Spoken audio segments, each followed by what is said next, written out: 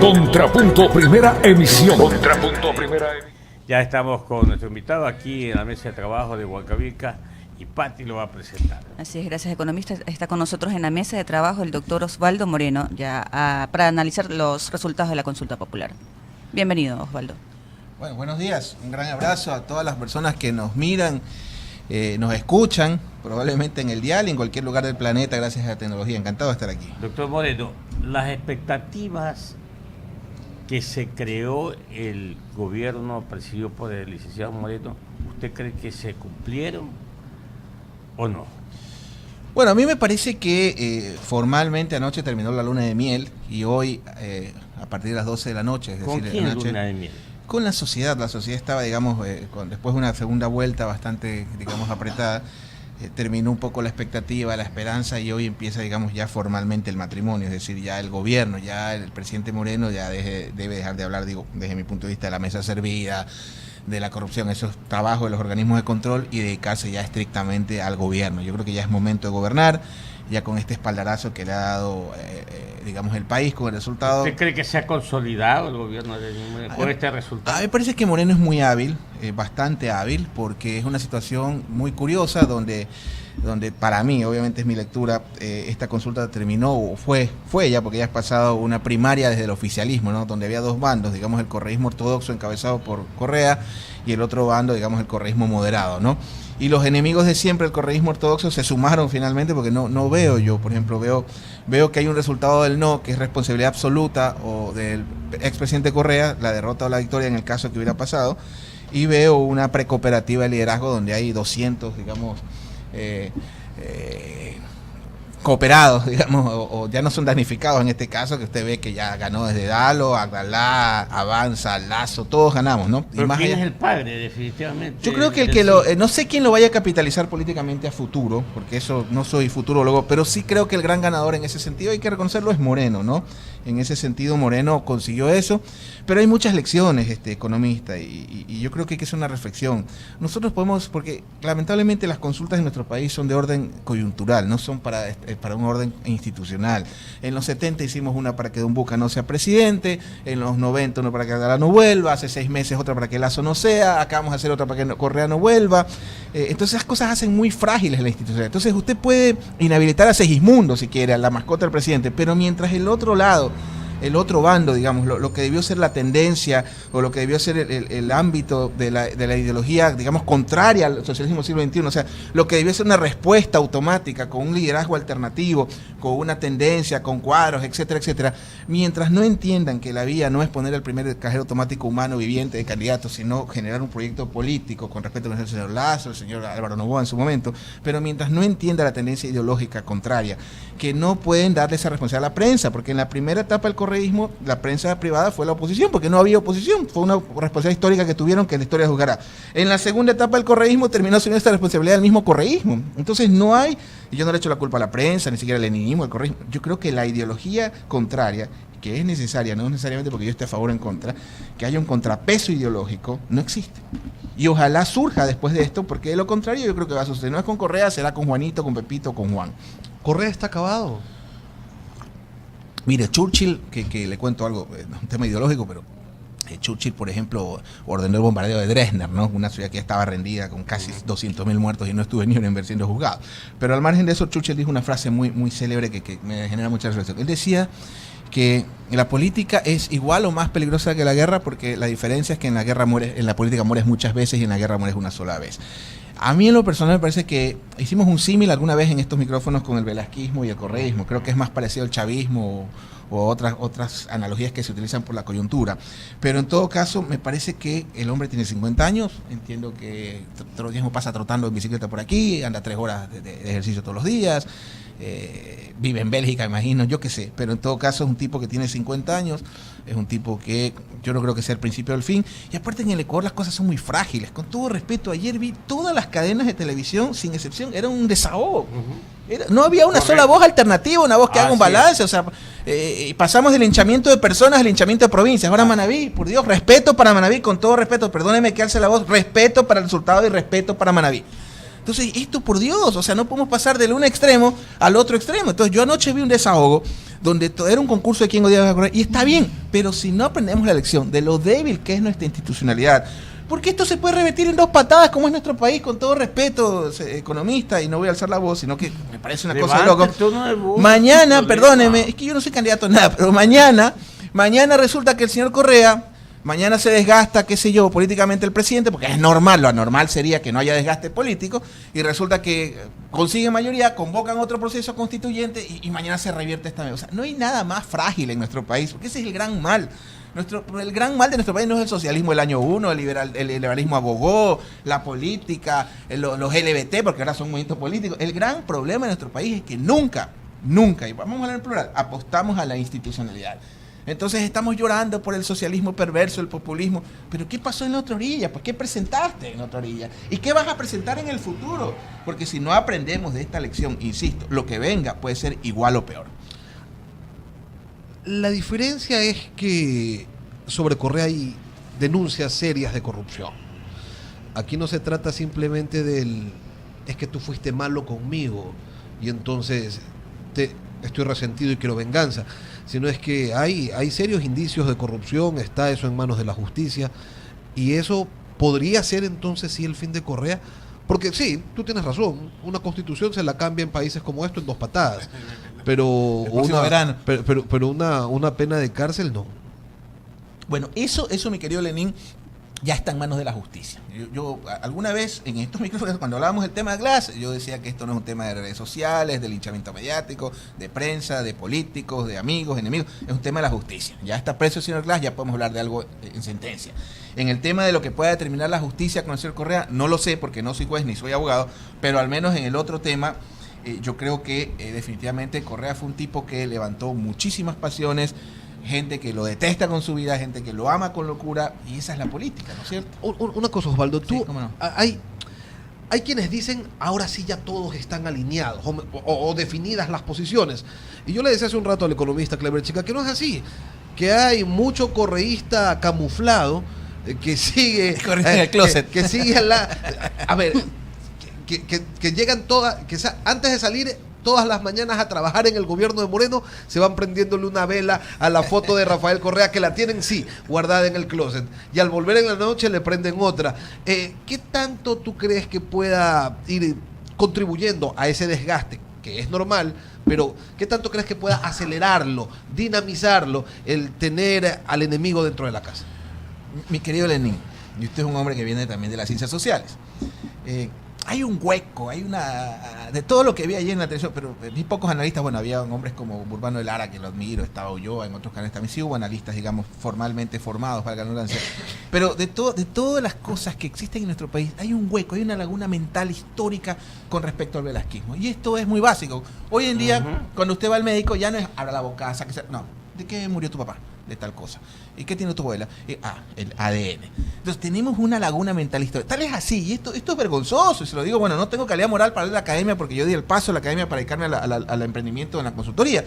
Pero más escrito el velasquismo, creo que la obra más extraordinaria que se hizo sobre Velasco la hizo un extranjero que se llama El Gran Ausente, una tesis doctoral del señor Morris, que murió de la forma más idiota en Bogotá, murió de una bronquitis, se murió y quedó el último capítulo del quinto velasquismo. Es lo mejor que nos ha escrito. Entonces, hay que analizar un poco el velasquismo. ¿Por qué le pongo el ejemplo del velasquismo? Porque Velasco, y pasó con Perón, que es peronismo, el chavismo es chavismo, no hay que usar esta impronta muy mayamera, muy de Miami, de gente que nunca en su vida pisó Latinoamérica, nietos, descendientes, que hablan en español pero piensan en inglés británico.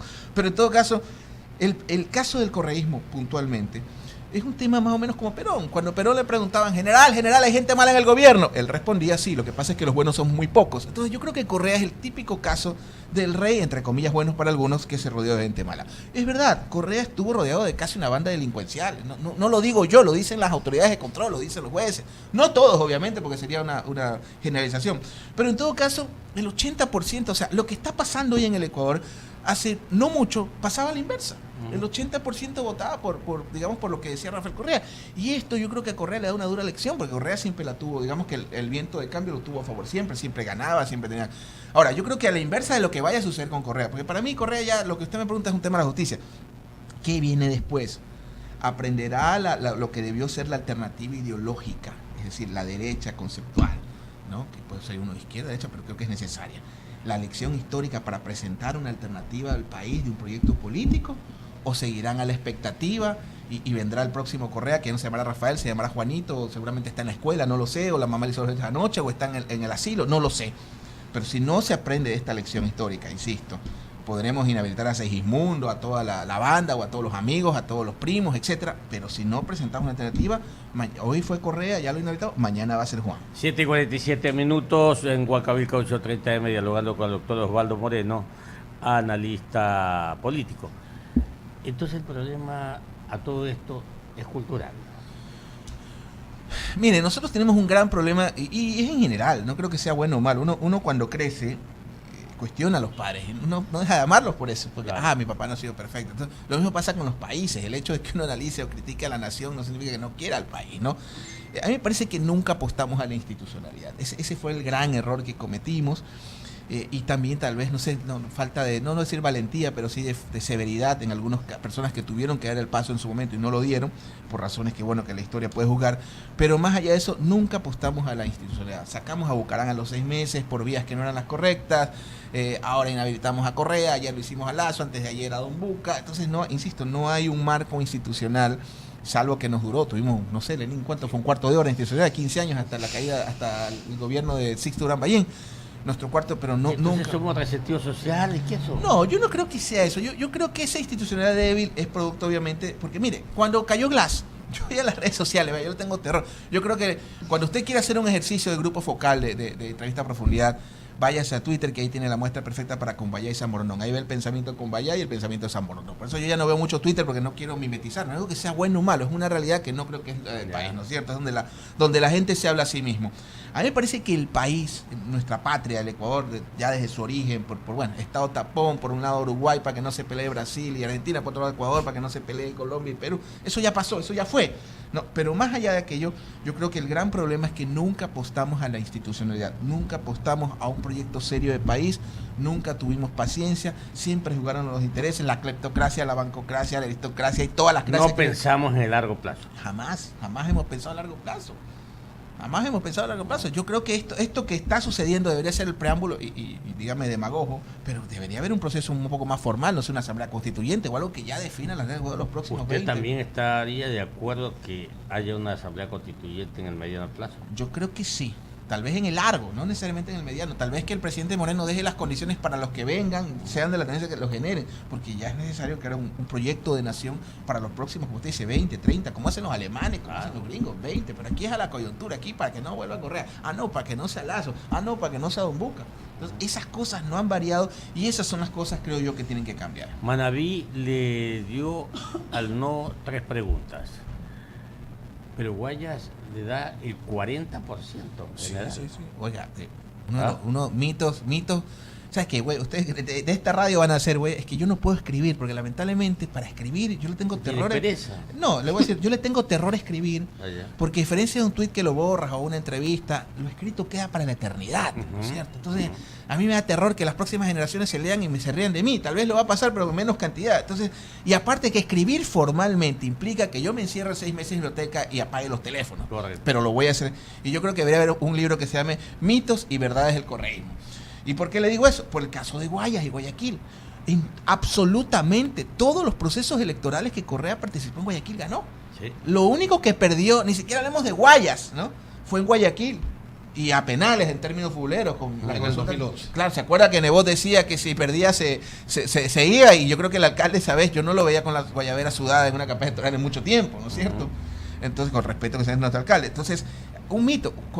El correísmo nunca perdió en Guayaquil. Nunca perdió en Guayas. Si hablamos Correa candidato, porque mire, los procesos plebiscitarios tienen una característica totalmente distinta a los procesos electorales a los que estamos acostumbrados, como a los procesos gremiales. Cuando usted está en una elección plebiscitaria, primero que no lo inventamos en Latinoamérica, la Comunidad Europea se consolidó con los procesos plebiscitarios. Sí, señor. Chile, acuérdense cuando salió este monstruo del esnable de Pinochet, en el caso de la claro de Chile. fue el euro.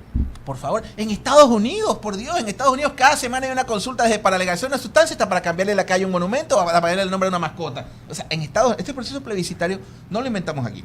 Y los procesos plebiscitarios tienen una característica: no se elige personas. No es una elección de orden directo o indirecto como una presidencial o una alcaldía. Es una elección conceptual donde en la papeleta no está el personaje. Entonces, a mí ese resultado de Manabí no me sorprende en lo absoluto y el resultado de Guayaquil tampoco, porque no hay que olvidarse que Correa no deja de ser guayaquileño. Y aquí juegan que enemigo Guayaquil, bueno, mala noticia, aquí juegan mucho los símbolos. Yo me acuerdo las sabatinas con nuestros alumnos, les mando un saludo cuando pude por la agenda. De hecho, mañana salgo para Panamá a trabajar, pero me acuerdo cuando los alumnos analizábamos los discursos de Correa con los chicos, y era un tipo que te hablaba y usted es guayaco, pues el que es guayaco me entiende, cuando hablaba de ir a cazar ciruelas, a cosechar ciruelas al cementerio, ciruelas del muerto. Yo me acuerdo cuando yo estaba en el colegio salíamos a ir a ver ciruelas del muerto, claro. O cuando él contaba que remaba en el estero salado. Él no. Yo volví a mi infancia, pues, cuando uno no se acuerda cuando remábamos en el estero salado. Claro. Entonces Correa jugaba hacíamos la pava, cuidado. Se acuerda todo. Claro. Me acuerdo de las chicas del 28 de mayo. También más las llevamos, también las ¿Se llevamos. acuerda que íbamos a remar todos? Nos sacamos la camisa y remábamos con la BBD y en la noche no podíamos dormir quemados. Exactamente. Entonces cuando Correa hablaba de esas cosas. Nos tirábamos al agua también. Sí, totalmente, y se podía tirar, ahora uno se tira, Ahora y termina, no. va al dermatólogo a la hora, pero en todo caso, Correa jugaba con los símbolos, Sí, señor. que es lo que el gran error, yo creo, de la derecha confunde símbolo con pasado, ¿no? De estos socialismos, porque creo que hacer el símil de Venezuela con Bolivia, Nicaragua y Ecuador es incorrecto, o sea, si usted va a Venezuela y Ecuador, termina yendo a la casa de Correa a abrazarle y darle las gracias, ¿no? Mire cómo está Venezuela, pero yo creo que lo importante es que estos personajes, más allá del manejo gubernamental y con el desastre que tiene Venezuela, que es indiscutible, lograron apoderarse del manejo de los símbolos. Chávez con Bolívar, Evo por allá con Tupac Amaru. Entonces, en ese sentido, Correa era un tipo que en su comunicación se conectaba y se mimetizaba mucho con el guayaquileño común, ¿no es cierto? Hablaba del estero, hablaba del Comicentro Gafuerte. Iba a dormir abajo. Exactamente. Entonces yo creo que, ojo, o sea, Guayaquil, plazas que fueron anticorreístas, vámonos a la verdadera encuesta, porque esto no se gana siempre con encuestas, a los resultados. El centro del país siempre fue, digamos, Tungurahua fue prácticamente todos los procesos anticorreístas, algo tal vez el oriente, por ahí un par de provincias, pero realmente lo de Guayaquil a mí no me sorprende. 7:54 en Huacavilca 830M con el doctor Osvaldo Moreno, analista político. Usted, mi querida Pati. Doctor Moreno, con una ola de denuncias por actos de corrupción, incluso con un ex vicepresidente ya en la cárcel, ¿se podría considerar una ganancia para el presidente Rafael Correa con el tema del no? ¿Lo alcanzaban el no? Bueno, hay algo que sí es verdad, creo yo. El único depositario, responsable, coayudante, no lo sé en términos jurídicos del resultado del no es Rafael Correa. O sea, pase lo que pase, me parece que ese resultado es de Rafael Correa. ¿Ya? Y en el caso del sí, como lo comenté al principio de la entrevista, me parece que es una ¿has visto esas precooperativas de vivienda informales que tienen como 200 socios o esas precooperativas de transporte? Me parece que el sí tiene muchos papás, digamos, ¿no? Es una... Padrinos, sobre todo. Por favor, sí. Tiene al señor Lazo, tiene a Alvarito, tiene a el PCC. Avanza, tiene al alcalde Nebo. Y está bien. O sea, yo creo, por eso decía, me parece que es muy difícil capitalizar el resultado del sí. Por eso yo creo que el gran ganador, y hay que reconocerlo, es el presidente Moreno, y un mensaje con mucho respeto, señor presidente, a gobernar. Ya se acabó la luna de miel. Pero en todo caso, respondiendo a su pregunta, me parece a mí que hay demasiados depositarios del sí y hay un gran perdedor o un gran ganador en el caso del no, que es Rafael Correa. O sea, dentro de ese balance o ese estado de resultados, si lo vemos así como una empresa, Lenín es el ganador en todo caso. Yo creo que sí. Ahora, ojo con lo que se viene. Se vienen las seccionales y acuérdense, no quiero ser profeta, pero de pronto para mí un escenario, porque no es serio adivinar ni lanzar, digamos, futurología, sino plantear escenario. Yo no descarto un escenario donde en el ámbito seccional se reconcilien. No les va a quedar otro camino. Ejemplo, Guayaquil. Ya, yo no me imagino el movimiento Jairala por un lado, el movimiento Lenín por otro, el movimiento de Rafael por otro, el movimiento del alcalde por otro. O sea, no me imagino ese escenario, pero sí me imagino un escenario, por ejemplo, en alianzas.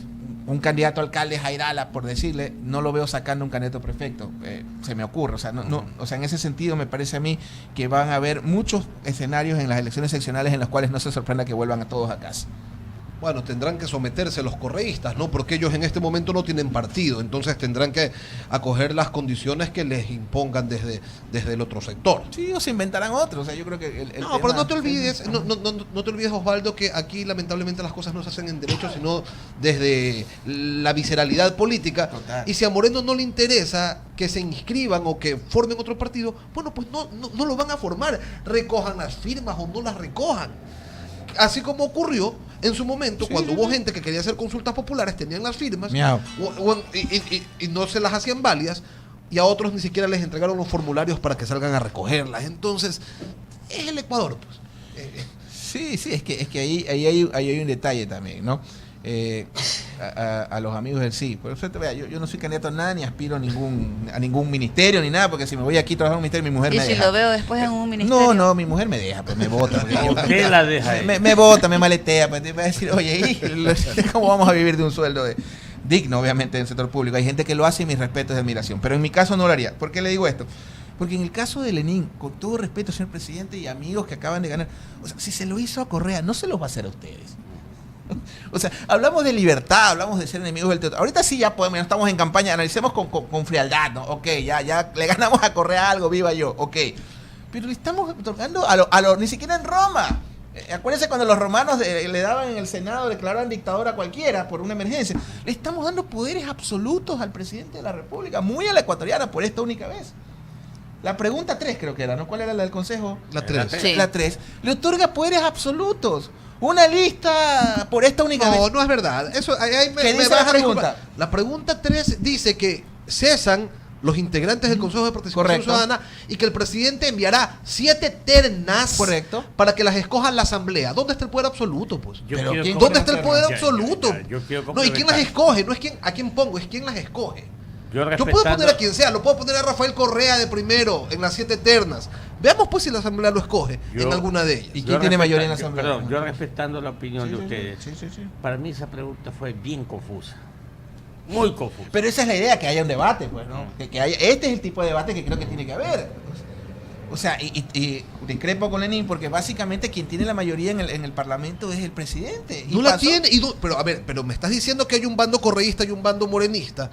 Y el bando morenista no alcanza pues a hacer mayoría.